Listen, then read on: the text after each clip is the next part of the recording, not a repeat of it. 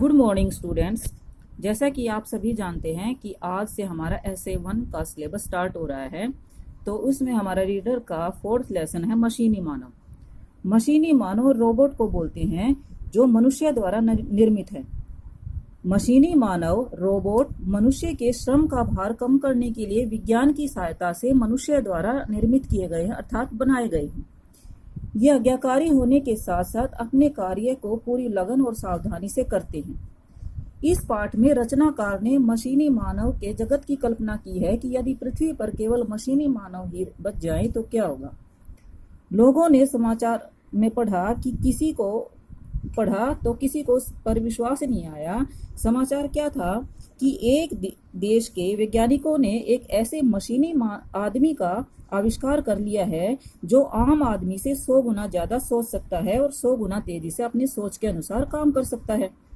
इस समाचार से पैदा हुई हलचल अभी समाप्त भी नहीं हुई थी कि दूसरा समाचार आया कि वह मशीनी विचारक रातों रात अपने कमरे की खिड़की तोड़कर और न जाने कैसे चौथी मंजिल से नीचे कूदकर लापता हो गया।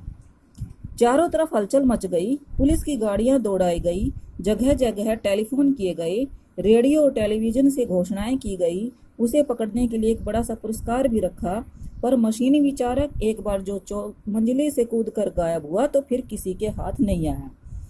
न ही यह पता चला कि दुनिया भर की आंखों में धूल झोंकर आखिर वह चला कहाँ गया। किसी शहर, गांव, पहाड़, जंगल या नदी नाले में उसका पता नहीं चला। कई दिनों दौड़ धूप के बाद लोग थक कर बैठ गए। उसके गुम होने के बारे में कई तरह के अंदाजे लगाए गए। किसी का ख्याल था कि आम आदमी से 100 गुना तेजी से सोचने की वजह से उसका दिमाग फट गया होगा और वह समुद्र या रेगिस्तान में कहीं पुर्जा होकर गिर गया होगा। किसी का कहना था कि अगर अपने तेज दिमाग से उसने यहाँ से किसी और ग्रह नक्षत्र पर जाने का तरीका सोच लिया होगा, वह वहीं चला गया होगा। जिन वैज्ञानिकों ने उसका आविष्कार किया था वे अब सिर धुन रहे थे, क्योंकि उसके जैसा ही अगला आदमी बनाने के काम अपने वाला सामान वगैरह भी वह अपने साथ उड़ा ले गया था। 1 साल, 2 साल, 4 साल बीत गए।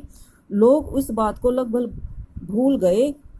वैज्ञानिकों ने उसके बाद फिर वैसा आदमी बनाने की कोशिश भी नहीं की। उन्हें डर था कि पहले आदमी ने जब ऐसा करतब दिखाया तो दूसरा पता नहीं क्या गजब ढाएगा। उसके बाद शायद कभी उसकी बात भी न होती अगर 20 समुद्र में एक टापू में एक माहीगीर की उससे मुलाकात न हो जाती। अब माहीगीर क्या होता है? माहीगीर होता है मछली पकड़ने वाला। माहीगीर समुद्र में मछली पकड़ने के लिए निकला था, पर इससे पहले कि वह एक भी मछली पकड़ पाता उसकी नाव तूफान में फंसकर उसे एक टापू पर ले गई। अब टापू पर उसने क्या देखा ये हम कल की वीडियो में पढ़ेंगे।